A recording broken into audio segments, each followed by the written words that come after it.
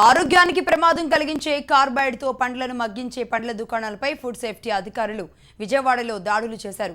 కేదారేశ్వరపేటలో ఉన్న పండ్ల దుకాణాలపై సుమారు 15 టీంల సహాయంతో ఈ దాడులు జరిగాయి. ఇందులో కార్బైడ్తో కర్బూజా, బొప్పాయి పండ్లను మగ్గబెట్టడాన్ని అధికారులు గుర్తించారు. కార్బైడ్ పండ్లను తింటే రోగాలను పండ్ల రూపంలో కొని తెచ్చుకున్నట్లే అవుతుంది. ఆరోగ్యానికి మేలు చేయాల్సిన పండ్లను కార్బైడ్తో మగ్గపెడితే మొత్తానికే మోసం జరుగుతుంది. అవి ఆహారంగా తీసుకున్న వారికి కూడా లేనిపోని రోగాలు వచ్చి పడతాయి. దీంతో కార్బైడ్తో పండ్ల విక్రయం చేస్తున్న ఫ్రూట్ మార్కెట్ నిర్వాహకులపై కేసులు పెడుతున్నామని, భవిష్యత్తులోనూ ఈ దాడులు కొనసాగుతాయని ఫుడ్ సేఫ్టీ అధికారులు అంటున్నారు. దీనిపై మరిన్ని వివరాలు మా విజయవాడ ప్రతినిధి శ్రీకాంత్ అందిస్తారు.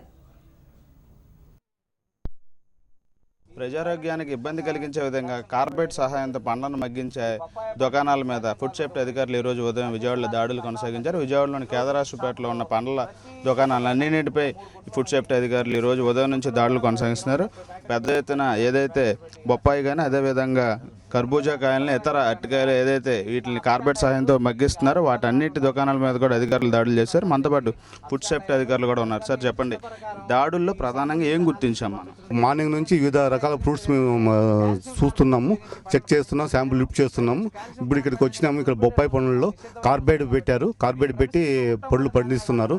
ఇది హానికరమైనది, ప్రజారోగ్యానికి హానికరమైనది. దీనివల్ల సీజ్ చేసి మేము వీళ్ళ మీద క్రిమినల్ కేసు బుక్ చేస్తున్నాము. తర్వాత మొత్తం స్టాక్ కూడా డిస్ట్రాయ్ చేయడం జరుగుతుందండి. ఈ కార్బైడ్ వినియోగించి పండ్లను మగ్గించడం వల్ల ఎటువంటి ఆరోగ్య సమస్యలు ఉత్పన్నాయి? గ్యాస్ట్రిక్ ట్రబుల్స్, తర్వాత గ్యాస్ట్రిక్ డిసార్డర్స్ అవి వచ్చేదానికి ఆస్కారం ఉండదండి. వీళ్ళ మీద ఏ కేసులు పెట్టబోతున్నాం? అంటే ఇక్కడ ఇది ఒకటే గుర్తించామా, ఇంకేమైనా వేరే కూడా గుర్తించామా? ఉదయం నుంచి వేరే కూడా రకరకాల పళ్ళు తీసేసామండి. శాంపుల్స్ తీశారు. మా వాళ్ళు ఇన్స్పెక్టర్గా కొంతమంది తీస్తున్నారు. ఇక్కడ కూడా శాంపుల్ తీస్తామండి, తీసి కేసు పెడతామండి ఇతని మీద కూడా. ఈ దాడులు ఇంకా కొనసాగే అవకాశాలు ఉన్నాయి. ఒకరోజు అంటే ఇది ఎప్పటి నుంచో కూడా పండ్ల దుకాణాలు ఈ విధంగా జరుగుతుందని మీ దృష్టికి కూడా కొన్ని గతంలో కూడా వచ్చిన దాఖలాలు కూడా ఉన్నాయి. ఈ నేపథ్యంలో ఈ దాడులు ఈ ఒకరోజుతో అవుతున్నాయా, ఇంకా కొనసాగిస్తారు? ఇంతకుముందు కూడా పెట్టాము. ఇక్కడ 9 మంది షాపుల మీద కేసులు బుక్ చేసాం. ఆల్రెడీ కేసులు బుక్ అయినాయి. ఇప్పుడు కూడా కేసులు బుక్ అవుతాయండి. నెక్స్ట్ ఫ్యూచర్లో కూడా దాడులు కొనసాగుతున్నాయంటే. సరే, మొత్తంగా చూస్తే విజయవాడలో ఉన్న పండ్ల దుకాణాల మీద ఫుడ్ సేఫ్టీ అధికారులు పూర్తి స్థాయిలో దాడులు చేస్తామని, అదేవిధంగా ఏదైతే కార్బైడ్ను వినియోగించి ప్రజారోగ్యానికి ఇబ్బంది కలిగిస్తుంది ఎవరి మీదైనా చర్యలు తీసుకుంటామని, అదేవిధంగా ఇప్పుడు ప్రస్తుతం ఉన్న ఏదైతే గుర్తించిన సరుకును కూడా పూర్తి స్థాయిలో డిస్ట్రాయ్ చేసి దాన్ని అమ్మకుండా కూడా అవసరమైన అన్ని చర్యలు కూడా తీసుకుంటామని అధికారులు మనకు చెప్తా ఉన్నారు.